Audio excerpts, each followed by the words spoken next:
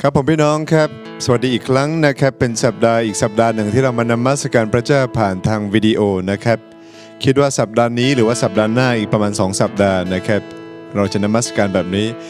แล้วก็เดือน5วันที่10เป็นต้นไปนะครับถ้าไม่มีอะไรเปลี่ยนแปลงเนี่ยเราก็จะเริ่มนมัสการพระเจ้าตามปกตินะครับก่อนนมัสการพระเจ้าผมอยากจะอ่านพระคำของพระเจ้าให้พวกเราฟังด้วยกันยอห์นบทที่3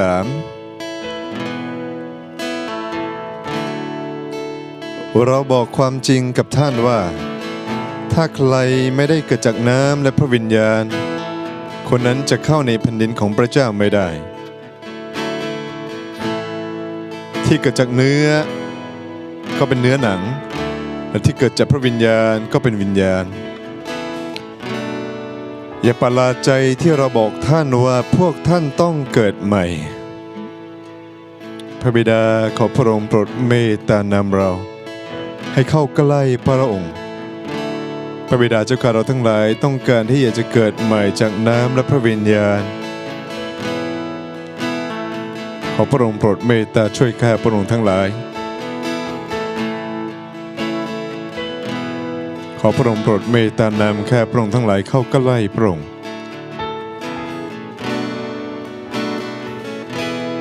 ขอพระองค์โปรดเมตตานำข้าพระองค์เข้าใกล้พระองค์นำข้าใกล้พระองค์อย่าปล่อยข้าไปห่างด้วยใจที่ยอมจำนนอีกคราเพราะทรงเรียกข้าเป็นเพื่อนพระอ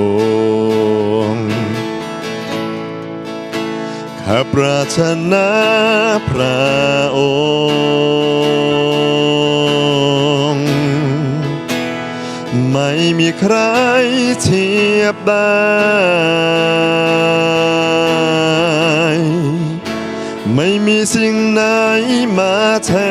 นพระองค์ความรักสัมพันธ์ในอ้อมพระหัตถ์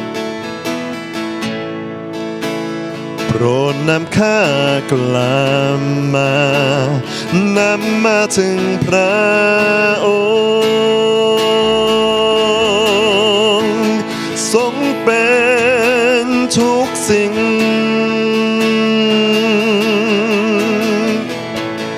ทั้งสิ้น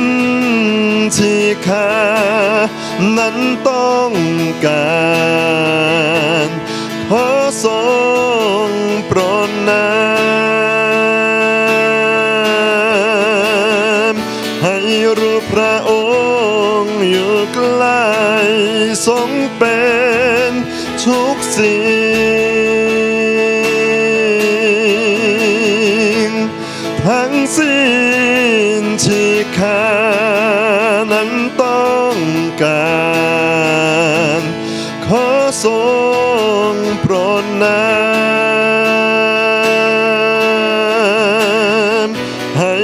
รู้พระองค์อยู่ใกล้นำข้าใกล้พระองค์นำข้าใกล้พระองค์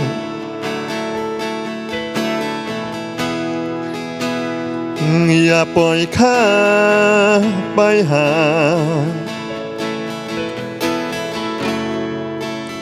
ด้วยใจที่ยอมจำนนอีกครา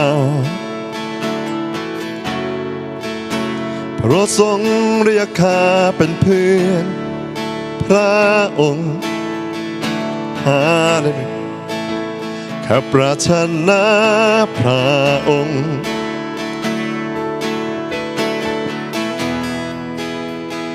ไม่มีใครเทียบได้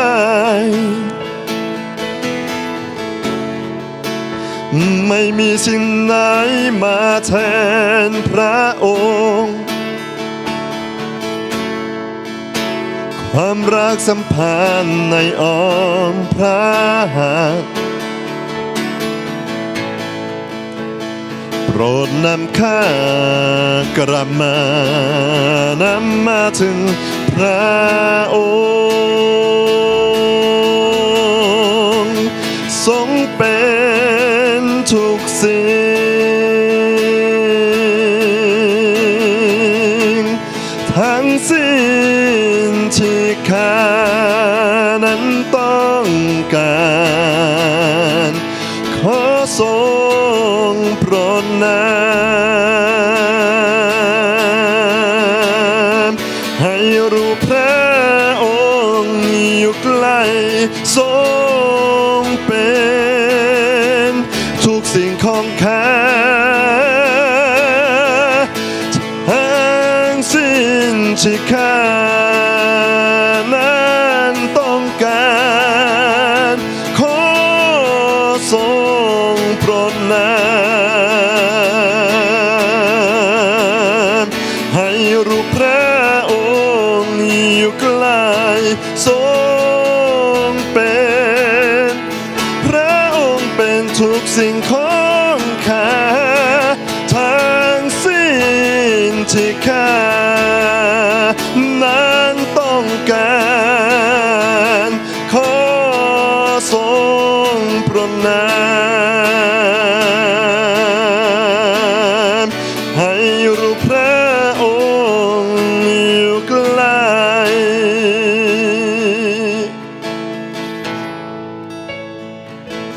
ให้รู้พระองค์อยู่ใกล้โอ้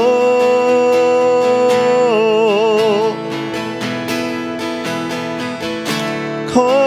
ทรงนำเราเข้าใกล้พระองค์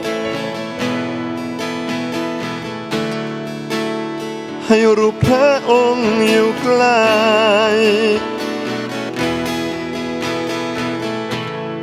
ทรงเป็นทุกสิ่งฮาเลลูยาทั้งสิ้นที่ข้านั้นต้องการขอทรงโปรดนำให้รู้พระองค์อยู่ใกล้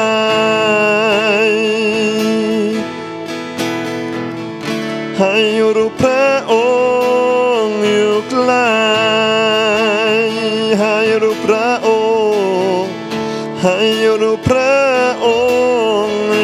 อยู่ใกล้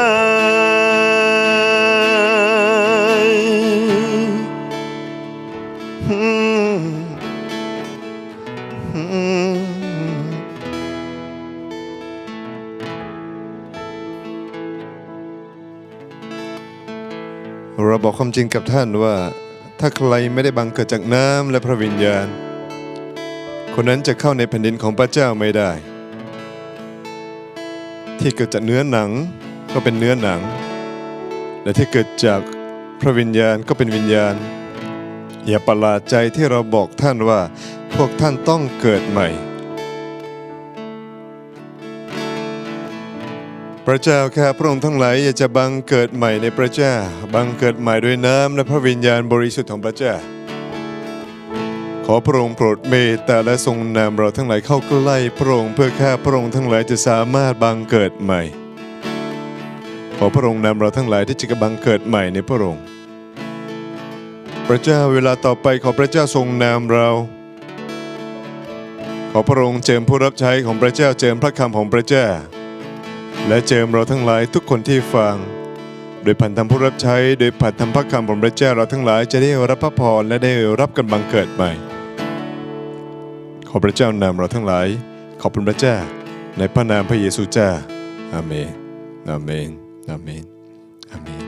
ครับพี่น้องครับให้เราปรบมือถวายเกียรติแด่พระเจ้าดีไหมครับอาเมนขอบคุณนักดนตรีนะครับขอบคุณพระเจ้าเนาะขอบพระเจ้าพระพรนะครับครับผมพี่น้องครับเวลาต่อไปนะครับเราจะมาเข้าสู่การรับฟังพระวจนะของพระเจ้านะครับวันนี้นะครับจะมีอาจารย์เกาหลีมาแบ่งปันกับพวกเรานะครับเราขอเข้าสู่การฟังพระคำของพระเจ้าด้วยกันนะครับ 네, 이 시간에는 거듭남의 비밀이라는 제목으로 여러분과 함께 말씀을 나누도록 하겠습니다. ครับผมเวลานี้นะครับข้าพเจ้าอยากจะแบ่งปันในหัวข้อที่มีชื่อว่าความลับแห่งการบังเกิดใหม่ 제가 중학생 때쯤으로 기억하는데요. ข้าพเจ้าจำได้นะครับตอนนี้ข้าพเจ้าอยู่ม.ต้น 하루는 어머니에게 진지하게 이런 말을 한 적이 있었습니다. ข้าพเจ้านะครับเคยถามคุณแม่ด้วยความจริงจังแบบนี้ว่า 어머니 혹시 나에게 출생의 비밀은 없나요? 혹시 다른 아버지가 있어도 나는 놀라지 않을 테니까 나에게 한번 말해줬으면 좋겠다고 말했습니다. คุณแม่ครับไม่รู้ว่าการที่ผมเกิดมาเนี่ยมีความลับหรือเปล่า ถ้ามีคุณพ่อคนอื่นก็โอเคนะไม่เป็นไรบอกผมจะไม่ตกใจเลยก็ยอมรับด้วยดี 그때 그런 말을 왜 했냐면요. 저와 아버지와의 관계도 별로 사이도 안 좋았고 어린 저로서는 안 좋은 그 환경에 있다고 생각을 했기 때문에 어떤 환경의 전환이 필요했습니다. ตอนนั้นนะครับสาเหตุที่ข้าพเจ้าพูดแบบนี้ถามแบบนี้กับคุณแม่ ก็เพราะว่าตอนนั้นเนี่ยความสัมพันธ์ระหว่างผมกับคุณพ่อเนี่ยไม่ค่อยดีเท่าไหร่นะครับก็เลยคิดว่าอยากจะเปลี่ยนบรรยากาศแบบนี้โดยหาคุณพ่อสักคนหนึ่งเข้ามาแทน 그러고 난 다음에 내게는 출생의 비밀이 없구나 한데 얻어맞고 그런 걸 깨달았지만요. แล้วก็นะครับอาจารย์ก็ได้ตระหนักว่าจริงๆแล้วนะครับไม่มีความลับอะไรใดๆทั้งสิ้นนะครับ 속으로는 큰 회사의 회장이 나의 진짜 아버지일 수 있다는 기대감이 있었죠. แต่ว่าในใจลึกๆของข้าพเจ้านะครับผมก็คิดว่านะครับคงจะมีคุณพ่อที่เป็นประธานบริษัทนะมีความหวังลึกๆในใจ 그 당시 너무 어린 나이에 드라마를 너무 많이 봤고 소설을 너무 많이 본 것 같습니다. สาเหตุที่ข้าพเจ้าคิดแบบนั้นนะครับเพราะว่าตอนนั้นเนี่ยดูหนังแล้วก็ดราม่าเยอะเกินไปหน่อยนะครับก็เลยหวังแบบนั้น 네, 재미있는 해프닝이었죠. แล้วก็เป็นการจบแบบที่มีความสุข 하여튼 사람들은 어떤 그 어려운 상황에 처했을 때요, 그 상황을 해결해 줄 수 있는 누군가를 찾고자 하는 속성이 있습니다. ถ้าเรานะครับเจอกับสถานการณ์ที่ยากลำบากหรือมีความทุกข์นะครับเราก็จะหาใครสักคนหนึ่งที่จะมาช่วยเรา 그 본문을 한번 보겠습니다. เราจะมาดูพระคำของพระเจ้าด้วยกันนะครับ 요한복음 3장 3절에서 5절 말씀입니다. พระธรรมยอห์นนะครับบทที่3ข้อ3ถึง5นะครับ 진실로 진실로 내게 이르노니 사람이 거듭나지 아니하면 하나님의 나라를 볼 수 없다. 니고데모가 이르되 사람이 늙으면 어떻게 날 수 있습니까? 두 번째 모태에 들어갔다가 날 수 있습니까? 예수께서 대답하시되 진실로 진실로 내게 이르노니 사람이 물과 성령으로 나지 아니하면 하나님의 나라에 들어갈 수 없느니라. พระธรรมยอห์นบทที่3ข้อ3ถึง5กล่าวว่าพระเยซูคริสต์ตรัสตอบเขาว่าเราบอกความจริงแก่ท่านว่าถ้าผู้ใดไม่ได้บังเกิดใหม่ผู้นั้นจะเห็นแผ่นดินของพระเจ้าไม่ได้นิโคเดมัสทูลพระองค์ว่าคนชราแล้วจะบังเกิดใหม่อย่างไรได้ จะเข้าไปในครรภ์มารดาครั้งที่สองและบังเกิดใหม่ได้หรือ พระเยซูตรัสว่าเราบอกความจริงแก่ท่านว่าถ้าผู้ใดไม่ได้บังเกิดใหม่จากน้ำและพระวิญญาณผู้นั้นจะเข้าในแผ่นดินของพระเจ้าไม่ได้ 네, 본문에 등장하는 니고데모라고 하는 사람은요, 그 당시 사내들인 공회원으로서 지금의 국회의원에 속한 사람이었죠. นิโคเดมัสนะครับที่ปรากฏอยู่ในพระคัมภีร์นะครับเขาเป็นคนที่มีตำแหน่งสูงนะครับถ้าเทียบกับสมัยนี้เนี่ยเป็นสสอยู่ในสภา 그리고 바리새인이었고요, 유대인을 가르치는 랍비였습니다. แล้วก็อยู่ในกลุ่มของพวกฟาริสีนะครับเป็นอาจารย์ลับบี้สอนของชาวยิว 그리고 사회적으로나 도덕적으로 굉장히 훌륭한 사람이었다고 평가를 받죠. แล้วก็ถ้าในด้านสังคมหรือว่าศีลธรรมนะครับเขาก็เป็นคนที่อยู่ในชั้นสูงได้รับเกียรติ 그러던 그가 캄캄한 밤에 사람들의 눈을 피해서 예수님을 찾아왔다는 것은 굉장히 드문 일이었습니다. แต่ว่าสาเหตุนะครับทำไมครับเขามาหาพระเยซูที่ตอนค่ำๆนะครับหลบสายตาคนอื่นแล้วมาหาพระเยซู 예수를 찾아온 니고데모는 이렇게 말하지요. มาหาพระเยซูนะครับแล้วก็นิโคเดมัสเนี่ยพูดกับพระเยซูบอกว่า 랍비님 당신이 행하는 기적들을 보니까 하나님께로서부터 온 선지자가 맞는 것 같습니다. เรียกพระเยซูว่ารับบี้เลยครับบอกว่าพระเยซูอาจารย์เจ้าข้าเห็นการอัศจรรย์ต่างๆ ที่ท่านทำเนี่ยก็เหมือนกับที่ผู้เผยพระวจนะเนี่ยพูดถึงท่าน 그런 분이 아니라면 이런 기적들을 도저히 일어나게 할 수 없을 것입니다. ถ้าท่านไม่ใช่คนนั้นแล้วเนี่ยท่านก็คงจะทำการอัศจรรย์ต่างๆ เหล่านี้ไม่ได้แน่นอน 예수님은 그러나 니고데모의 그 질문에 답하지 않고요. 이렇게 말을 합니다. แต่ว่าพระเยซูคริสต์นะครับแปลกไม่ได้ตอบคำถามของนิโคเดมัสนะครับแต่พระเยซูคริสต์บอกแบบนี้ว่า 사람이 거듭나지 아니하면 하나님 나라를 볼 수 없느니라. ถ้ามนุษย์เรานะครับถ้าไม่ได้บังเกิดใหม่เนี่ยจะเข้าไปสู่แผ่นดินของพระเจ้าจะเห็นแผ่นดินของพระเจ้าไม่ได้ 어리둥절한 니고데모는 이렇게 말하죠. แล้วในขณะที่นิโคเดมัสนะครับยังงงๆอยู่นะครับก็ถามพระเยซูคริสต์แบบนี้อีกว่า 다시 태어나려면 어떻게 하는 것이죠? 제가 나이가 많은데 어머니 뱃속에 다시 들어갔다 나와야 합니까? 그런 일이 일어날 수 있나요? พระองค์เจ้าขาจากบังเกิดใหม่ได้อย่างไงเพราะข้าพระเจ้าเนี่ยก็แก่แล้วมีอายุมากแล้วจะต้องเข้าไปในครรภ์มารดาแล้วก็ต้องคลอดออกมาใหม่อีกครั้งหรือ 예수님께서는 다시 한번 말하지요. พระเยซูคริสต์ก็เลยตอบอีกครั้งหนึ่งนะครับบอกว่า 물과 성령으로 나지 아니하면 하나님 나라에 들어갈 수 없습니다라고 다시 한번 말합니다. พระเยซูคริสต์ตรัสตอบว่านะครับท่านไม่ได้บังเกิดใหม่จากน้ำและพระวิญญาณเนี่ยจะเข้าแผ่นดินของพระเจ้าไม่ได้ 어떻게 보면 그 니고데모가 하는 질문은 그의 학식과 위치에 비하면 참으로 유치한 질문에 속하죠. ถ้าเทียบกับความรู้ตำแหน่งความสามารถของนิโคเดมัสนะครับคำถามที่เขาถามแบบนี้เนี่ยเหมือนกับว่าไร้สาระเด็กๆมาก 아마 니고데모의 생각은 자신이 가지고 온 문제에 대해서 어떤 가르침을 예수께서 줄 수 있다고 생각했던 것 같습니다. ๆสาเหตุที่นิโคเดมัสถามแบบนั้นนะครับอาจจะเป็นเพราะว่าเขาคิดว่านะครับพระเยซูจะตอบคำถามที่เขาอยากจะรู้ได้ 예수님은 그런데 그 니고데모의 생각을 바로 아시고요. แต่ว่าจริงๆแล้วนะครับพระเยซูคริสต์เนี่ยทรงรู้ความคิดของนิโคเดมัสก่อนแล้ว 이렇게 말합니다. 영원한 생명은 가르침에 의해서 얻어지는 것이 아니라 다시 태어나야 가능하다고 말입니다. พระเยซูคริสต์ก็เลยบอกกับนิโคเดมัสบอกว่านะครับชีวิตใหม่นะครับกับบังเกิดใหม่เนี่ยไม่ได้เกิดมาจากความรู้แต่ว่าต้องบังเกิดใหม่ 예수님의 초점은 세상에 말하는 그 가르침이나 어떤 행동의 개선에 있지 않았습니다. จุดประเด็นนะครับประเด็นสำคัญของพระเยซูคริสต์นะครับไม่ได้เป้าประเด็นไปที่คำสอนหรือว่าการกระทำของโลกนี้นะครับ 그 하나님의 초점은 생명의 노선에 있지 않고 하나님의 초점은 생명의 노선에 맞춰져 있던 것입니다. แต่ว่าประเด็นสำคัญของพระเยซูคริสต์ที่บอกแบบนั้นนะครับประเด็นคืออยู่ที่ชีวิต 니고데모가 그 사람의 가르침이나 도덕적인 행위와 이런 것들을 초점을 맞추는 반면 예수님의 초점은 그것이 아니었다는 것이죠. เพราะฉะนั้นนะครับนิโคเดมัสได้มีเป้าหมายไปที่อย่างอื่นนะครับแต่เป้าหมายของพระเยซูคริสต์ในการสอนแบบนั้นเนี่ยไม่ใช่เป้าหมายเดียวกันกับนิโคเดมัส 성경 창세기에 하나님께서는 모든 만물을 창조하실 때 생명이 없는 것에서부터요. ในปฐมกาลนะครับพระเจ้าทรงสร้างทุกสิ่งทุกอย่างแต่ว่าเริ่มต้นจากสิ่งที่ไม่มีชีวิต 생명이 있는 것을 창조하시면서 그 순서대로 창조하셨다는 것을 알 수 있습니다. แล้วก็เริ่มไปถึงสิ่งมีชีวิตนะครับสร้างตามลำดับ 생명의 순서대로요. ลำดับของชีวิตต่างๆนะครับพระเจ้าทรงสร้างตามลำดับ 네, 예를 들어서 나무와 채소 등은 셋째 날에 창조했고요. ยกตัวอย่างนะครับพวกผักพืชผักต่างๆนะครับพระเจ้าทรงสร้างในวันที่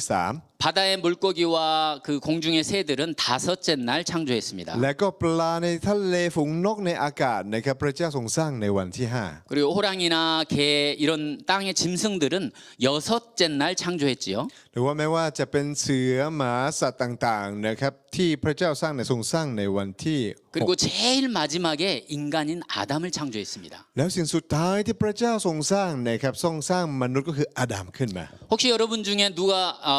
나무가 꺾이거나 꽃이 꺾였는데 저게 너무 불쌍해 이렇게 우는 사람 봤습니까? พี่น้องครับเราเคยเห็นไหมครับเห็นต้นไม้หรือว่าต้นหญ้าต้นผักเนี่ยมันเหี่ยวแล้วก็ตายแล้วคนร้องไห้เศร้าเพราะว่ามันเหี่ยวแล้วก็ตาย 또 물고기가 죽은 걸 보고 저 물고기 너무 불쌍한데 하루 종일 슬퍼하는 사람을 본 적이 있습니까? แล้วก็เคยเห็นคนไหมครับที่เห็นปลาตายแล้วก็รู้สึกเศร้าทั้งวันแบบนี้เคยเห็นไหม 뭐 경우에 따라서는 어린 아이들은 그렇게 할 수도 있겠죠. เราตามสถานการณ์อาจจะมีแบบนั้นนะครับเด็กๆก็อาจจะเศร้า 그러나 아마 여러분 중에서는 없는 것 같습니다. แต่ข้าพเจ้าคิดว่าท่ามกลางพวกเราในคนไม่มีคนที่เศร้าขนาดนั้น 요즘 여러분은 그 물고기 큰 물고기더라고요. 큰 물고기를 잡고 즐거워하는 표정들이 페이스북에 많이 올라와 있습니다. ปัจจุบันนะครับข้าพเจ้าเห็นพี่น้อ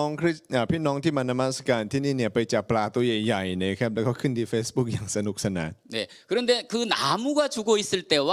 물고기가 죽어 있을 때 그 느낌은 좀 다르죠. พี่น้องครับจริงๆแล้วเนี่ยเราเห็นต้นไม้พืชผักตายกับเห็นปลาเห็นสัตว์ตายเนี่ยความรู้สึกเมื่อดูแล้วอาจจะต่างกัน 그리고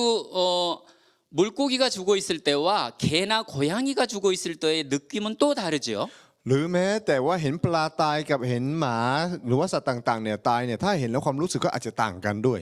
그런데요. 고양이나 개가 죽어 있을 때와 사람이 죽어 있을 때의 느낌은 어떻나요? แต่สิ่งสำคัญครับพี่น้องครับเราคิดยังไงครับเมื่อเห็นหมาตายกับคนตายเนี่ยเรารู้สึกยังไง 네, 완전히 다르죠. ความรู้สึกต่างกันมากใช่ไหมครับสองสิ่งนี้ 네, 어린아이가 예를 들어서 사람이 죽어 있는 것을 보면 충격을 받습니다. เพราะฉะนั้นนะครับเด็กๆเป็นยังไงครับถ้าเห็นคนตายเนี่ยเป็นยังไงเกิดความรู้สึกกลัวแน่นอน 그래서 어린아이들은 그 눈을 가리려고 하죠. 부모님들이요. เพราะฉะนั้นพ่อแม่เป็นยังไงครับเมื่อมีคนตายเนี่ยคุณพ่อคุณแม่ก็พยายามจะปิดตานะครับเพราะไม่ให้เป็นที่ฝังใจ 네, 우리가 이런 차이를 느끼는 이유가 뭘까요? ทำไมเราถึงมีความรู้สึกแตกต่างกันครับเมื่อเราดูสิ่งที่ต่างกัน 개가 죽어 있고 사람이 죽어 있는 그 차이점을 그 모른다면 그 사람에게는 굉장히 큰 문제가 있는 거죠. พี่น้องครับ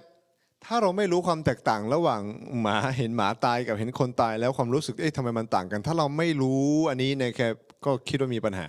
우리가 이런 생명의 그 차이를 느끼는 이유는요. 하나님이 그 생명의 수준에 따라서 창조했기 때문입니다. เราจะรู้สึกได้เลยนะครับว่าชีวิตเนี่ยรู้สึกว่ามีความแตกต่างกัน คุณค่าของชีวิตนี่มีความแตกต่างกัน สาเหตุที่เป็นแบบนั้นนะครับเพราะว่าพระเจ้าทรงสร้างแบบนั้น 네, 땅, 그다음에 식물, 나무, 공중에 떠다니는 날아다니는 새, 그다음에 육지의 짐승들, 그다음에 사람. 이렇게 생명이 순서대로 창조되었다는 것입니다. เพราะว่าพระเจ้านะครับทรงสร้างทุกสิ่งทุกอย่างตามลำดับต่างๆนะครับเริ่มมาจากดินสิ่งที่อยู่บนดินสิ่งที่บนน้ำฟ้าอากาศและจนสุดท้ายมนุษย์พระเจ้าทรงสร้างเป็นสิ่งสุดท้าย 네, 특히 사람은 피조물 중에 가장 하나님과 닮게 창조됐지요. แล้วสิ่งพิเศษที่สุดนะครับในบรรดาที่พระเจ้าสร้างมาเนี่ยมนุษย์เนี่ยเป็นสิ่งการทรงสร้างที่ให้เหมือนกับพระลักษณะของพระเจ้ามากที่สุด 네,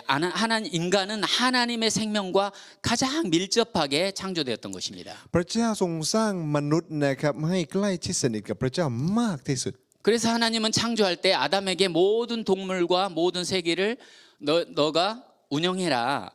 지시해라라고 했지만 하나님은 모든 그 초점이 아담에게가 있었습니다. จริงๆแล้วนะครับตอนที่พระเจ้าสร้างนะครับพระเจ้าก็เลยฝากทุกสิ่งทุกอย่างให้อาดัมนะครับเป็นผู้ที่ดูแลและก็รักษานะครับ 이러한 이유로 우리는 본능적으로 사람의 생명이 귀하다는 것을 우리는 압니다. เพราะฉะนั้นนะครับโดยพื้นฐานนะครับโดยสัญชาตญาณของเราเนี่ยเราสามารถรู้ได้ว่ามนุษย์เนี่ยเป็นสิ่งที่สำคัญที่สุด 어떤 이는 원숭이가 우리 인간을 많이 닮았다고 말을 하죠. พี่น้องครับหลายๆครั้งเนี่ยเราอาจจะได้ยินบอกว่ามนุษย์ลิงเนี่ยมีความคล้ายคลึงมนุษย์มากที่สุด 그런데요 원숭이를 데려다가 여러분 하나님을 예배하라고 아무리 가르쳐 보십시오.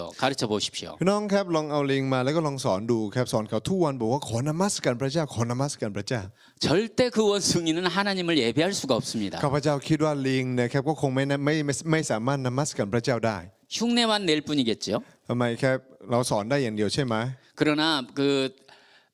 그 원숭이의 모든 그 초점은요 그 바나나에 있을 것입니다. ก็เพราะความสนใจทุกอย่างของลิงนะครับอยู่แค่ที่กล้วยเท่านั้น 그럼 우리 인간만이 하나님의 형상을 담게 창조되었기 때문에 인간만이 하나님께 예배할 수 있는 것입니다. เพราะฉะนั้นนะครับมีเพียงมนุษย์เท่านั้นนะครับที่พระเจ้าทรงสร้างให้เหมือนกับพระลักษณะของพระเจ้าและสามารถนมัสการพระเจ้าได้ 그렇기 때문에 여러분은 누구나 다 특별한 사람인 것입니다. เพราะฉะนั้นข้าพเจ้าจะบอกผู้ท่านว่าทุกๆคนว่าเราทุกคนเป็นคนที่พิเศษ 네, 하나님께서는 아담을 창조하신 후에요. 에덴 동산에 그 한 가운데 두 나무를 두었습니다. หลังจากที่พระเจ้าทรงสร้างอาดัมนะครับพระเจ้าทรงสร้างสวนเอเดนและได้ทรงวางต้นไม้สองต้นเนี่ยให้อยู่ในกลางสวน 한 나무는 생명나무였고요. 한 나무는 선과 악을 아는 지식의 나무였습니다. ต้นไม้ต้นแรกนะครับเป็นต้นไม้แห่งชีวิตต้นที่สองเนี่ยเป็นต้นไม้แห่งการรู้ดีและรู้ชั่ว 그런데 하나님은 아담에게 모든 것을 다 할 수 있도록 허락했지만 단 한 가지 하지 말도록 한 것이 있었습니다. พระเจ้าทรงอนุญาตให้อาดัมนะครับทำได้ทุกสิ่งทุกอย่างแต่มีเพียงอย่างเดียวที่พระเจ้าทรงห้ามไม่ให้อาดัมทำ 네, 그것은 선악을 알게 하는 지식의 나무의 열매는 절대 먹지 말라는 것이었는데요. ข้อที่พระเจ้าทรงห้ามก็คือห้ามอาดัมเนี่ยกินต้นไม้นะครับผลจากต้นไม้แห่งการรู้ดีและรู้ชั่ว 이렇게 말했습니다. 아담아, 너는 모든 것을 할 수 있지만 내가 말한 이것만은 절대 하지 말아라라고 명령하신 것입니다. พระเจ้าทรงสั่งอาดัมบอกว่าอาดัมเจ้าเนี่ยสามารถทำทุกสิ่งทุกอย่างได้แต่อย่างเดียวที่ห้ามทำคือห้ามกินผลจากต้นไม้แห่งการรู้ดีและรู้ชั่ว 여러 가지 하지 말라는 말을 하지 않으셨습니다. พระเจ้าไม่ได้ห้ามสิ่งต่างๆมากมายนะครับ 유일하게 한 가지 하지 말라고 했습니다. มีเพียงแค่อย่างเดียวที่พระเจ้าบอกว่าห้ามทำ 그러나 첫사람 아담은 유일하게 하지 말라고 한 그것을 했습니다. แต่ว่าอาดัมเป็นยังไงครับได้ทำในสิ่งเดียวที่พระเจ้าห้ามไม่ให้ท 여러분도 그런 경험이 있지 않나요? ำพวกเรามีประสบการณ์แบบนั้นไหมครับ 하지 말라고 하는 것이 있으면 자꾸 생각나요. 하고 싶어요. ถ้ามีบางคนเนี่ยบอกเราว่าห้ามทำเราก็อยากจะทำมีใจแบบนั้นไหม 왜 그럴까요? ทำไมเป็นแบบนั้นครับ 아마 우리가 아담을 닮아서 그럴 것입니다. ก็เพราะว่าเราทั้งหลายเนี่ยอาจจะเหมือนกับอาดัม 네, 사실 생명나무는 하나님의 생명을 의미하고요. 그 다음에 선과 악을 알게 하는 지식의 나무는 사탄을 대표하죠. ต้นไม้แห่งชีวิตนะครับเปรียบเสมือนเล็งเห็นถึงพระเจ้าแต่ว่าต้นไม้แห่งการรู้ดีและรู้ชั่วเนี่ยเล็งเห็นถึงมารซาตานและสิ่งชั่วร้าย 아담의 욕심 때문에 하나님과 사탄 어느 편에 섰습니까, 아담이? เพราะว่าความโลภของอาดัมนะครับอาดัมเลือกที่จะยืนข้างพระเจ้าหรือเลือกที่จะยืนข้างซาตาน 그것은 아담이 유일하게 하지 못하게 하는 그것을 하고자 하는 욕심이 있었습니다. อาดัมนะครับมีความโลภที่อยากจะทำในสิ่งที่พระเจ้าทรงห้ามเพียงแค่อย่างเดียว 여러분은 이렇게 말할 것입니다. 오, 우리가 이렇게 불행한 것도 이렇게 죽음을 맛보게 될 수 있는 것도 우리가 다 아담 때문이구나. 아담에게 책임이 있었구나. 이렇게 말하신 분이 혹시 없나요? 6 4อันนี้ไม่ใช่นะครับภาษาพูดภาษาเกาหลีแล้วในบรรดาท่ามกลางพวกเรามีไหมครับที่คิดแบบนี้ครับโอ้ความตายทั้งหมดเนี่ยก็เป็นเพราะว่าอาดัมโทษแต่อาดัมมีไหม 그러나 여러분 그렇게 생각해서는 안 되겠죠. จริงๆแล้วเราจะโทษแต่อาดัมแบบนี้ก็ไม่ได้นะครับ 지금 여러분 앞에도 생명나무와 선악을 알게 하는 지식의 나무 두 나무가 있다는 것을 명심하시기 바랍니다. เพราะจริงๆแล้วนะครับทุกวันนี้ก็มีต้นไม้อยู่2 ต้นนะครับอยู่ต่อหน้าเราให้เราเลือกมีต้นไม้แห่งชีวิตและต้นไม้แห่งความดีและความชั่ว 네, 매일매일 우리는 지식의 나무와 생명나무 두 나무를 보고 있습니다. ทุกวันนะครับเราดูต้นไม้2 ต้นเนี่ยต้นไม้แห่งชีวิตและต้นไม้แห่งการรู้ดีรู้ชั่วเราเฝ้าดูอยู่ทุกวัน 우리가 생명나무 안에 거하고 있을 때 하나님의 생명을 체험하는 것이고요. แต่เมื่อไหร่นะครับที่เราเนี่ยเลือกต้นไม้แห่งชีวิตเนี่ยเราก็จะมีประสบการณ์กับชีวิตของพระเจ้า 선악을 알게 하는 지식의 나무에 머물러 있을 때 그 육에 속한 사망의 그림자를 체험하게 되는 것입니다. และเมื่อเราทั้งหลายเลือกต้นไม้แห่งการรู้ดีและรู้ชั่วนะครับตอนนั้นเองเราก็จะตกอยู่ในเนื้อหนังแห่งความตายและก็จะสัมผัสได้ถึงความตาย 여러분은 매일매일 생활 속에서 얼마나 하나님을 찾고 계십니까? พี่น้องครับในทุกๆวันที่เราดำเนินชีวิตเราแสวงหาพระเจ้ามากแค่ไหน 여러분의 생활 속에서 얼마나 하나님을 목말라 하고 있습니까? ในชีวิตทุกวันที่เราดำเนินชีวิตอยู่เนี่ยเรากระหายหาพระเจ้ามากแค่ไหน 여러분의 인생에서 애타게 찾고 있는 그것은 무엇입니까? อะไรนะครับที่เราเป็นกังวลและก็ให้ความสนใจและหาทุกๆวัน 여러분이 지금 목말라 하는 것은 과연 무엇입니까? สุดท้ายนะครับท้ายที่สุดแล้วสิ่งที่เรากระหายหาหวยหามากที่สุดคืออะไร 아담은 하나님을 앞에 두고도 자신의 욕심 때문에 다른 생각을 품고 있었습니다. ถึงแม้ว่านะครับพระเจ้าทรงตั้งอาดัมขึ้นมาทุกสิ่งทุกอย่างอยู่ต่อหน้าอาดัมแต่ว่าอาดัมเนี่ยมีเป้าหมายอื่นเพราะว่าความโลภของเขา 사탄이 너 하나님과 같게 될 수 있어라는 말을 했을 때 혹했습니다. ตอนที่มันซาตานนะครับล่อลวงอาดัมบอกว่าเธอเนี่ยกินนี้แล้วนะครับก็จะเป็นเหมือนกับพระเจ้าในตอนนั้นเองนะครับที่อาดัมตกอยู่ในความบาป 우리 안에도 그 욕심의 씨앗이 있습니다. แล้วในตัวเราทุกคนก็เหมือนกันนะครับมีความโลภแบบนี้มีเมล็ดแห่งความโลภอยู่ในชีวิตของเรา 그 욕심이 잉태해서 죄를 낳게 했습니다. เมล็ดนี้นะครับทำให้เกิดบาป 그리고 그 죄가 자라서 사망이 된 것입니다. เมื่อความบาปนั้นเกิดแล้วก็เติบโตขึ้นนะครับทำให้ไปผลถึงความตาย 첫사람 아담의 실패는 아담 혼자만의 실패가 아닙니다. การล้มเหลวของอาดัมคนแรกนะครับไม่ได้เป็นเพียงแค่การล้มเหลวของอาดัมคนเดียวเท่านั้น 우리 모두의 실패였습니다. แต่เป็นความล้มเหลวของเราทุกๆคนของมนุษยชาติ 그 실패의 결과는 우리에게 죽음을 가져다 준 것입니다. และผลแห่งความล้มเหลวนี้นะครับนำความตายเนี่ยมาถึงเรา 이 아담의 실패는 우리에게는 정말 치명적인 것이었습니다. เพราะฉะนั้นนะครับความตายของอาดัมนี้เองความล้มเหลวของอาดัมนี้เองนะครับส่งผลร้ายให้กับเราทั้งหลายทุกคน 우리가 살고 있는 이 땅은 정말 수많은 실패한 아담들이 있습니다. ในบนโลกนี้ที่เราอาศัยอยู่ทุกๆวันนะครับมีอาดัมที่ล้มเหลวแบบนี้มากมายที่เป็นอาดัมที่ล้มเหลว 여러분과 저를 포함해서 말이죠. รวมทั้งข้าพระเจ้าและท่านด้วย 그러나 포기하거나 낙심하지 마십시오. แต่พี่น้องครับอย่าล้มเลิกหรือว่าอย่าหมดหวัง 마지막 아담으로 오신 분이 계십니다. เพราะว่ามีอาดัมคนสุดท้ายนะครับที่มา 이 세상 모든 아담의 실패를 끝내기 위해서 마지막으로 이 땅에 오신 한 분이 계십니다. มีท่านหนึ่งนะครับที่มาบนโลกนี้เพื่อที่จะจบความล้มเหลวของอาดัมคนแรก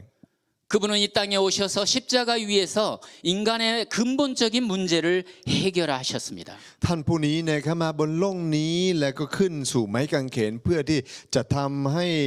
ความบาปแห่งการเริ่มต้นเนี่ยสิ้นสุดลง 그분이 없다면 우리 인간은 희망이 없습니다. ถ้าเราไม่มีผู้นั้นนะครับชีวิตของเราคงไม่มีความหวัง 우주의 모든 것이 다 공허합니다. ไม่ว่าจะเป็นจักรวาลนี้นะครับก็คงว่างเปล่า 그리고 우리 살아있는 모든 것은 목적도 없고 목적도 없이 떠돌고 다니다가 사라질 하찮은 존재에 불과한 것입니다. แล้วเราก็คงจะเป็นเพียงแค่มนุษย์สิ่งมีชีวิตที่ดำเนินชีวิตอย่างไร้เป้าหมายอย่างไม่มีความหวังแล้วจากไป 그러나 우리에게는 진정한 삶의 목적과 그 이유가 존재하고 있습니다. แต่ว่าขอบคุณพระเจ้านะครับเราทุกวันนี้เนี่ยมีเป้าหมายที่ชัดเจนและก็มีความหวังในชีวิต 우리의 삶의 목적과 이유는 바로 예수 그리스도로부터 시작해야 하는 것입니다. สาเหตุที่เราทั้งหลายมีเป้าหมายและก็มีความหวังในชีวิตเป็นยังไงครับเริ่มต้นที่พระเยซูคริสต์เพราะพระเยซูคริสต์ 우리가 목숨처럼 예수 그리스도를 붙들어야 할 이유가 여기 있는 것입니다. เพราะฉะนั้นนะครับนี่เป็นสาเหตุนะครับว่าทำไมเราต้องจับพระเยซูคริสต์ไว้เหมือนกับชีวิตของตัวเอง 여러분은 그분의 자녀가 되었기에 축복받아야 합니다. เมื่อเราเป็นลูกของพระเจ้านะครับเราก็จะได้รับพระพรของพระเจ้า 그리고 여러분은 성공해야 합니다. เราทั้งหลายจะสำเร็จ 그리고 여러분이 행복해야 할 이유도 여기 있는 และ 것입니다. นี่เป็นเหตุผลนะครับที่เราทั้งหลายเนี่ยสามารถได้รับสันติสุขและความสุข 여러분들은 그분의 자녀이기 때문입니다. ทำไมครับเพราะว่าเราทั้งหลายเป็นลูกของพระเจ้า 요한복음 3장 5절에서요. พระธรรมยอห์นบทที่3ข้อ5นะครับ 예수님께서는 진리를 찾고 있는 니고데모에게 거듭나야 한다고 말했습니다. ตอนที่นิโคเดมัสมาหาพระเยซูคริสต์นะครับพระเยซูคริสต์บอกกับนิโคเดมัสบอกว่าต้องบังเกิดใหม่ 물과 성령으로 거듭나야 한다고 했지요. ต้องบังเกิดใหม่ด้วยน้ำและพระวิญญาณบริสุทธิ์ 그래서 니고데모가 어머니 뱃속으로 다시 들어갔다 나와야 하느냐고 묻자 예수님께서는 육에서 나오는 것은 육이라고 말했습니다. นิโคเดมัสก็เลยถามพระเยซูคริสต์นะครับบอกว่าข้าพระเจ้าเนี่ยต้องกลับเข้าไปใหม่ในคันมารดาแล้วเกิดใหม่เหรอพระเยซูคริสต์ก็เลยตอบว่าสิ่งที่เกิดจากเนื้อหนังก็เป็นเพียงแค่เนื้อหนัง 육에서 나오는 것은 육이고 영에서 나오는 것은 영이라고 สิ่ง 했습니다. ที่เกิดจากเนื้อหนังก็เป็นเนื้อหนังนะครับแต่สิ่งซึ่งเกิดมาจากพระวิญญาณก็เป็นวิญญาณ 예수를 그리스도로 믿는 자에게는 두 번의 출생이 있습니다. คนที่เชื่อในพระเยซูคริสต์นะครับเรามีการบังเกิด2 ครั้ง 바로 하나님으로부터 태어나는 것입니다. คือการบังเกิดใหม่จากพระเจ้า 육신으로부터 나온 생명이 첫 번째 출생이라면 ถ้าเราจะนับว่าการบังเกิดในฝ่ายเนื้อหนังเนี่ยเป็นการเกิดครั้งแรก 하나님으로부터 나온 출생이 두 번째 출생인 것입니다. เมื่อเราบังเกิดใหม่จากพระเจ้าจะเป็นการบังเกิดใหม่ครั้งที่2 거룩한 하나님으로부터 우리가 출생했다는 것, 이 얼마나 가슴 벅찬 일입니까? พี่น้องครับเรื่องที่เราบังเกิดใหม่จากพระเจ้าเนี่ยเป็นเรื่องที่น่าตื่นเต้นยินดีเท่าไหร่ 구약 성경에는 물과 성령으로 거듭나는 예표를 보여주는 사건들이 있습니다. แล้วก็มีเหตุการณ์หลายเหตุการณ์นะครับในพระคัมภีร์เดิมเนี่ยที่เล็งเห็นถึงการบังเกิดใหม่ 그것은 노아의 홍수 사건과 출애굽할 때 홍해가 갈라지는 모세의 기적 사건입니다. ก็คือเรื่องราวนะครับที่เกิดขึ้นในยุคสมัยของโนอาห์ที่น้ำท่วมโลกและเรื่องราวที่เกิดขึ้นในยุคสมัยของโมเสสนะครับที่ข้ามทะเลแดง 이 두 사건에서 물은 세상을 심판하는 기능을 하였었지만요. เมื่อเราดู2 เหตุการณ์นี้นะครับเหตุการณ์แรกเนี่ยเราอาจจะมองเห็นว่านี่อีกข้างหนึ่งเนี่ยเป็นการพิพากษาคน 그 물이 한편으로는 단체적인 침례와 구원을 의미하는 것이기도 했습니다. แต่ถ้าเราดูอีกข้างหนึ่งนะครับเราก็จะเห็นว่านี่เป็นการให้บัพติศมาและการช่วยให้รอด 이 거듭남은 우리 안에 새 사람의 시작을 가져옵니다. เพราะฉะนั้นนะครับเมื่อเราทั้งหลายบังเกิดใหม่เนี่ยครับชีวิตใหม่ก็มาสู่ชีวิตของเรา 거듭나기 전에는 우리는 실패한 아담 안에 있는 옛 사람이었습니다. ก่อนที่เราทั้งหลายจะบังเกิดใหม่เนี่ยครับเราก็เป็นอาดัมคนแรกที่ล้มเหลว 그러나 우리가 거듭났을 때 그리스도 안에 있는 하나님의 생명이 우리 안에 들어온 것입니다. แต่เมื่อเราทั้งหลายบังเกิดใหม่แล้วนะครับชีวิตของพระเยซูคริสต์เนี่ยได้เข้ามาในชีวิตของเรา 우리가 인식하든 인식하지 못하든지 간에요. 이 생명은 새로운 요소로서 우리 안에 자리 잡게 된 것입니다. จริงๆแล้วนะครับถึงแม้ว่าเราจะรับรู้ไม่รับรู้เข้าใจหรือไม่เข้าใจนะครับแต่ชีวิตนี้นะครับเป็นส่วนปัจจัยสำคัญองค์ประกอบสำคัญในชีวิตของเรา 그리고 이 생명이 하나님의 영과 연합되어 우리를 새 사람이 되게 하는 것입니다. และชีวิตของเรานะครับเมื่อรวมกับชีวิตของพระเจ้านะครับเราทั้งหลายจึงกลายเป็นผู้ที่มีชีวิตใหม่ 우리는 하나님을 경배해야 합니다. เราทั้งหลายจะต้องนมัสการพระเจ้าบูชาพระเจ้า 그러나 우리가 생각하는 그 종교적인 생각을 가지고 하나님을 경배해서는 안 됩니다. แต่ไม่ใช่การนมัสการการบูชาพระเจ้าแบบความคิดแบบศาสนาของเราที่เราเชื่อกันเท่านั้น 우리는 다른 종교와는 근본적으로 차이가 있는 하나님의 예배의 자리에 있어야 합니다. เราทั้งหลายนะครับจะต้องยืนอยู่ในสถานนมัสการแบบด้วยความเข้าใจ 우리는 하나님과 연결되어 있는 것입니다. เราเนี่ยมีความสัมพันธ์ที่เชื่อมสนิทกับพระเจ้า 이 땅에 살아가는 동안 우리는 여전히 그러나 아담 안에 있습니다. ตัวในขณะที่เรามีชีวิตอยู่บนโลกนี้นะครับเราทั้งหลายก็มีชีวิตของอาดัม 타락한 옛사람 아담 안에 있는 것입니다. เป็นอาดัมนะครับที่มีความทุกข์ยาก 근데 다른 한편으로는 또 그리스도 안에 거듭난 새 사람으로 있기도 합니다. และบางครั้งนะครับเราทั้งหลายก็เป็นเหมือนกับคนใหม่นะครับในพระเยซูคริสต์ 바울은요 로마서 7장 18절에서 이렇게 말합니다. พระธรรมโรมนะครับบทที่7ข้อ18กล่าวว่า 내 속 곧 내 육신에 선한 것이 거하지 아니하는 줄을 아노니 원함은 내게 있으나 선을 행하는 것은 없노라라고 말하고 있습니다. ด้วยว่าในตัวข้าพเจ้าคือในตัวของข้าพเจ้าไม่มีความดีประการใดอยู่เลย เพราะว่าเจตนาดีข้าพเจ้าก็มีอยู่ แต่ซึ่งจะกระทำการดีนั้นข้าพเจ้าหาได้กระทำไม่ 또한 24절에서요 오라 나는 공고한 사람이로다 이 사망의 몸에서 누가 나를 건져내랴 พระธรรมบทที่7ข้อ24นะครับกล่าวว่าโอ้ยข้าพเจ้าเป็นคนน่าสมเพชอะไรเช่นนี้ใครจะช่วยข้าพเจ้าให้พ้นจากร่างกายนี้ซึ่งเป็นของความตายได้ 이렇게 좌절하는 듯한 말을 바울이 하고 있습니다. เปาโลนะครับอาจารย์เปาโลเนี่ยพูดออกมาคำเหล่านี้ 그런데 바울은 바로 뒷장에 있는 로마서 8장 1절 이하에서요. แล้วก็บทที่8นะครับ 그러므로 이제 그리스도 예수 안에 있는 자에게는 결코 정죄함이 없나니 이는 그리스도 예수 안에 있는 생명의 성령의 법이 죄와 사망의 법에서 너를 해방하였음이라라고 메시지를 선포하고 있습니다. บทที่1ข้อบทที่8ข้อ1 2นะครับกล่าวว่าเหตุฉะนั้นการลงโทษจึงไม่มีแก่คนทั้งหลายที่อยู่ในพระเยซูคริสต์เพราะว่ากฎของวิญญาณพระวิญญาณแห่งชีวิตในพระเยซูคริสต์ได้ทำให้ข้าพเจ้า 바울처럼 이 땅에서 거룩하게 살다간 사람도 없을 것입니다. จริงๆข้าพเจ้าคิดว่าในบนโลกนี้เนี่ยไม่มีใครที่ดำเนินชีวิตบริสุทธิ์เหมือนกับอาจารย์เปาโล 그렇게 하나님 나라를 위해 살다간 바울조차도 내 육신에 선한 것이 하나도 없다라고 말하고 있습니다. ขนาดว่าอาจารย์เปาโลดำเนินชีวิตเพื่อพระเยซูคริสต์แต่เขาสารภาพว่าจริงๆแล้วความดีในตัวของข้าพเจ้าเนี่ยไม่มีเลย 그리고 이 사망의 몸에서 누가 나를 건져내릴 것인가라고 말했다는 것이 정말 충격적이지 แล้ว 않습니까? ก็อาจารย์เปาโลก็ยังใคร่ควรนะครับบอกว่าโอ้ข้าพเจ้าเนี่ยเป็นคนที่น่าสมเพชอะไรเช่นนี้ใครจะช่วยชีวิตของข้าพเจ้าให้พ้นจากความตาย 그러나 바울은 그것을 말하고자 한 것이 아닙니다. แต่ว่าอาจารย์เปาโลนะครับไม่ได้อยากจะพูดเพื่อให้เราท้อใจ 여기서 바울은 거듭남에 대해서 말하고 있는 อาจารย์ 것입니다. เปาโลเนี่ยเล็งเห็นถึงการบังเกิดใหม่ 거듭남은 우리의 행위의 개선이나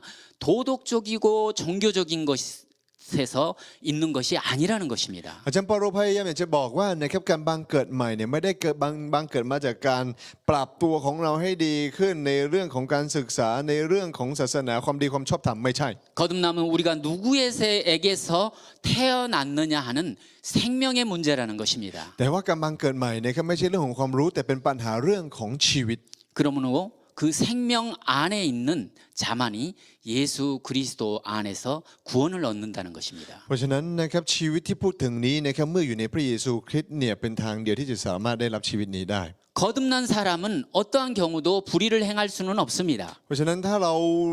ได้บังเกิดใหม่แล้วนะครับจะไม่มีทางที่จะได้ตัดขาด 거기에 거듭남의 비밀이 있는 것입니다. เพราะว่ามีความลับของการบังเกิดใหม่อยู่ที่นั่น 그러나 우리가 이 땅에 살아가는 동안 완전할 수는 없는 것이죠. แต่จริงๆแล้วนะครับพี่น้องครับเราดำเนินชีวิตมีชีวิตอยู่บนโลกนี้เนี่ยไม่มีใครเลยที่สมบูรณ์เพอร์เฟกต์ 그러므로 우리 안에 예수 그리스도가 그 인격이 되어서 행할 수 있도록 우리를 도와주어야 하는 것입니다. แต่ว่าต้องให้พระเจ้านะครับพระวิญญาณบริสุทธิ์ของพระเจ้าช่วยเราทั้งหลายในการที่จะดำเนินชีวิต 바울은 이렇게 로마서 7장 마지막 절에서 또 8장 1절 이하에서 이것을 거듭남에 대해서 말하고 있는 것입니다. 말하고자 하는 것입니다. เพราะฉะนั้นนะครับในพระธรรมโรมนะครับที่อาจารย์เปาโลกล่าวถึงตรงนี้เนี่ยพูดถึงการบังเกิดใหม่ 어떤 아이가 부모에게서 한 번 태어나면 어떤 경우에도 그것을 취소할 수는 없습니다. ถ้ามีเด็กเกิดออกมาจากท้องคุณพ่อคุณแม่นะครับก็ไม่สามารถที่ตัดขาดได้ถูกต้องไหม 어떤 아기가 엄마에게서 태어난다. 나 엄마 마음에 안 들어 하고 다시 들어갈 수 있습니까? เป็นยังไงครับเด็กคนหนึ่งเนี่ยเกิดออกมาโอ้ฉันรู้สึกว่าไม่พอใจที่เกิดออกมาเป็นลูกแม่อยากจะกลับเข้าไปใหม่เกิดใหม่ได้ไหมครับ 하나님에게서 난 생명 또한 취소할 수 없는 것입니다. ไม่ได้นะครับชีวิตในพระเยซูคริสต์ในพระเจ้าก็เหมือนกัน 여러분은 지금 하나님과 멀어진 형제 자매님이 혹시 계십니까? พี่น้องครับในบรรดาพวกเราที่อยู่ที่นี่เนี่ยมีพี่น้องไหมที่กำลังออกห่างเริ่มออกห่างจากพระ 혹시 เจ้า 하나님을 만난 첫사랑의 감동을 잃어버린 형제 자매들이 มีพี่น้อ 계십니까? งสักคนหนึ่งที่นี่ไหมครับบางคนที่กำลังเริ่มหลงลืมเริ่มจำไม่ได้ถึงความรักครั้งแรกของพระเจ้า 여러분이 하나님과 맺은 출생의 관계는 어떠한 경우도 절대 끊을 수 없는 것입니다. ความสัมพันธ์และความรักที่พระเจ้ามีให้เรานะครับจะไม่มีทางที่สามารถตัดขาดได้ 이 시간 돌이켜서 하나님을 바라보시고요. เวลานี้นะครับขอให้เราทั้งหลายหันกลับมาแล้วก็จ้องจดจ่ออยู่ที่พระองค์ 하나님께 기도하는 복된 한 주간 되시기를 간절히 기도합니다. นะครับพระเจ้าหวังว่านะครับสัปดาห์นี้จะเป็นสัปดาห์แห่งพระพรและพระเจ้าจะทรงอวยพระพรพวกเราทุกคน 기도하겠습니다. เราที่ฐานด้วยกันครับ 예수 그리스도를 통하여 우리에게 새 생명 주심을 감사합니다. โดยผ่านทางพระเยซูคริสต์พระเจ้าทรงประทานชีวิตใหม่ให้กับเราทั้งหลายเราขอบพระคุณพระองค์ 한 영혼이 모든 세계보다 귀하다는 사랑하심으로 말미암아서 ขอบคุณพระเจ้าที่พระองค์ทรงให้ความสำคัญและเรามีค่ามากกว่าโลกหรือว่าทุกอย่าง 우리가 다시 살 수 있는 비밀한 길을 열어주신 하나님을 찬양합니다. ขอบคุณพระเจ้าสรรเสริญพระองค์ผู้ทรงเปิดหนทางและก็เปิดเผยความลับแห่งการบังเกิดใหม่ 시간 하나님을 믿지만 첫사랑의 감동을 잃어버린 형제 자매님이 있다면 이 시간 친히 찾아가 주시기를 간절히 원합니다. หากคนหนึ่งคนใดพี่น้องที่นี่ที่เริ่มหลงลืมพระเจ้าหลงลืมความรักดั้งเดิมของพระองค์ขอพระองค์ทรงโปรดเมตตาเยี่ยมเยียนหาเขา 하나님과 맺은 언약은 취소할 수 없음을 알게 하시고 당신의 자녀로서 거듭난 새 사람으로서 살아갈 수 있도록 ขอ 도와주십시오. พระเจ้าโปรดเมตตาทรงโปรดทรงช่วยเราทั้งหลายที่จะดำเนินชีวิตอย่างผู้ที่บังเกิดใหม่แล้วและขอบพระคุณพระองค์ที่พระเจ้าโปรดเมตตาสอนให้เราทั้งหลายรู้ว่าพระสัญญาของพระเจ้านั้นไม่สามารถที่ยกเลิกหรือตัดขาดได้ 어디를 가든 무엇을 하든 하나님의 향기를 품어내게 하시고 그리스도인의 신분을 잃어버리지 않고 살아갈 수 있도록 도와주십시오. ไม่ว่าเราทั้งหลายจะทำอะไรจะไปที่ไหนขอให้กลิ่นหอมของพระเจ้านั้นพุ่งออกมาจากชีวิตของเรา 예배에 참여한 모든 형제 자매님 안에 하나님의 보호하심과 인도하심이 있게 하여 주십시오. ขอพระเจ้าโปรดเมตตาอวยพระพรปกปักพิทักษ์รักษาและอวยพระพรพี่น้องทุกคนที่มาร่วมนมัสการพระเจ้าที่นี่ 예수님 이름으로 기도합니다. ข้าพระองค์อธิษฐานในพระนามพระเยซูเจ้า 아멘. อาเมนอาเมนขอบคุณนะครับขอบคุณพระเจ้าและขอบคุณอาจารย์นะครับที่มาแบ่งปันพระคำของพระเจ้านะครับโอเคชั่วโมงต่อไปนะครับเราจะมาถวายทรัพย์แล้วก็ช่วงเพลงพิเศษด้วยกันนะครับ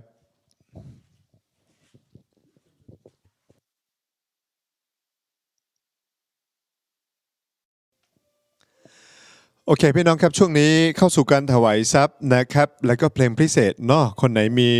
กำลังนะครับอยากจะถวายทรัพย์แด่พระเจ้าอยากจะถวายเวลาแด่พระเจ้าอยากจะถวายขอบคุณแด่พระเจ้าอะไรที่เรามีนะครับก็ขอเชิญในเวลานี้นะครับมอบถวายแด่พระเจ้าพี่น้องที่อยู่ที่บ้านนะครับคนไหนที่ตัดสินใจอยากถวายแด่พระเจ้านะครับก็เตรียมไว้เป็นพิเศษนะครับมี2ช่องทางนะครับอันดับแรกเนี่ยเราใส่ซองแล้วก็มอบให้กับคริสตจักรที่ท่านนมัสการอยู่แล้วก็อันที่2นะครับก็ขอบัญชีจากคริสตจักรที่ท่านนมัสการอยู่แล้วก็โอนเข้าไปทำบัญชีในคริสตจักรของท่านนะครับช่วงที่ถวายทรัพย์นะครับอยากจะร้องเพลงพระคุณเพราะพระคุณซ้อนพระคุณนะครับ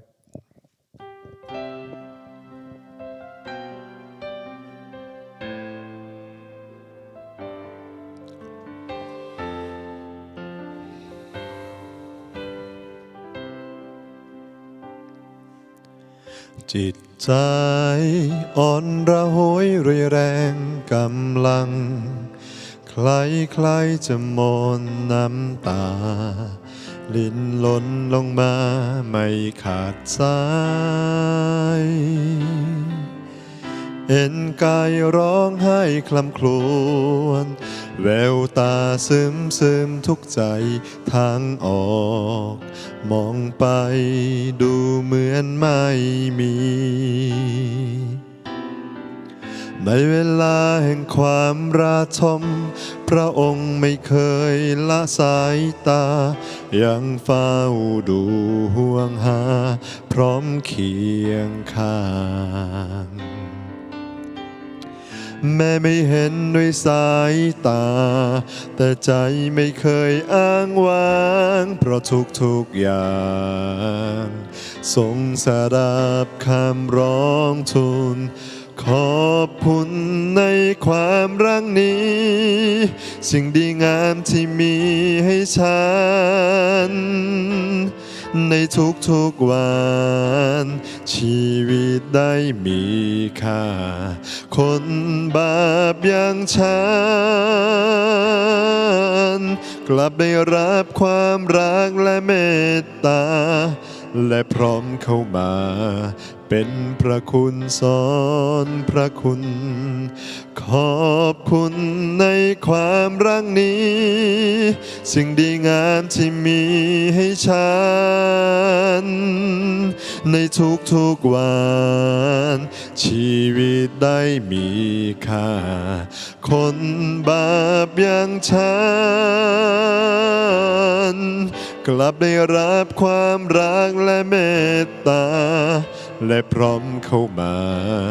เป็นพระคุณสอนพระคุณ และพร้อมเข้ามาเป็นพระคุณสอนพระคุณ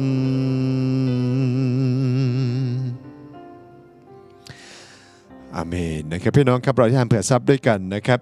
พระบิดาเจุข้าพระองค์ทั้งหลายขอบคุณพระเจ้าที่พระองค์เลี้ยงดูข้าพระองค์ทั้งหลายอย่างไม่ขาดสนขอพระเจ้าโปรดเมตตาอวยพระพรกับข้าพระองค์ทั้งหลายเพื่อข้าพระองค์จะเป็นพระพรกับคนอื่นเวลานี้ข้าพระองค์ทั้งหลายได้นำทรัพย์ส่วนหนึ่งที่เราทั้งหลายหามาได้นำมาคืนแด่พระองค์พระบิดาเจ้าข้าขอพระเจ้าอวยพระพรทุกมือทุกคนทุกใจที่มีส่วนทุกคนที่มีภาระใจได้รับพระพรที่มาจากพระเจ้าขอพระเจ้าอวยพระพรสำหรับคนที่ยังไม่มีส่วนคนที่ยังไม่มีกำลังอวยพระพรเขาที่เขาจะมีส่วนมีกำลังที่จะถวายแด่พระเจ้าขอพระองค์โปรดเมตตาใช้ทรัพย์เหล่านี้นำไปใช้ในพันธกิจของพระองค์เป็นพระพรกับคนทั่วโลกพระบิดาเจ้าข้าพระองค์ทั้งหลายขอฝากมอบทรัพย์ของเราจิตใจของเราวิญญาณของเราทุกสิ่งทุกอย่างของเราแด่พระเจ้าขอพระองค์โปรดเมตตาได้รับพระเกียรติจากทรัพย์เหล่านี้ขอบพระคุณพระองค์ข้าพระองค์อธิษฐานขอบพระคุณและถวายแด่พระองค์ในพระนามพระเยซูเจ้าอาเมนอาเมนพี่น้องครับเราขอบคุณพระเจ้านะครับอีกไม่เกินประมาณ2 สัปดาห์นะครับคิดว่าเราสามารถนมัสการพระเจ้าได้ปกตินะครับเพราะฉะนั้นพี่น้องคนไหนนะครับที่ทำงานโรงงานหรือว่าที่พักที่ทำงานของท่านนะครับถ้าเท่าแก่อนุญาตก็เชิญนะครับเชิญมาร่วมนมัสการพระเจ้าได้ในวันอาทิตย์นะครับสัปดาห์นี้ก็นมัสการปกติอยู่นะครับ10 โมงเนาะสัปดาห์หน้าก็อาจจะ10 โมงนะครับแต่เมื่อไหร่ที่เราเริ่มนมัสการเป็นปกติแล้วเนี่ยเราก็จะเริ่มเข้าสู่เวลาปกตินะครับจะแจ้งให้ทราบอีกทีหนึ่งนะครับแล้วส่วนอีกเรื่องหนึ่งนะครับพี่น้องที่จะมานมัสการพระเจ้าในวันอาทิตย์นะครับก็ให้ใส่หน้ากากมาด้วยเนาะเพราะว่าช่วงนี้นมัสการก็ป้องกันนิดหนึ่งก็ดีครับเพราะฉะนั้นเนี่ยพี่น้องคนที่จะมาร่วมนมัสการพระเจ้านะครับหลังจากที่เราเปิดนมัสการพระเจ้าปกติแล้วก็อยากจะเชิญชวนพี่น้องมาร่วมนมัสการพระเจ้าด้วยกันนะครับขอพระเจ้าพระพรพี่น้องทุกท่านนะครับทรงเป็นทุกสิ่งทั้งสิ้นที่ข้านั้นต้องการขอทรงโปรดนำ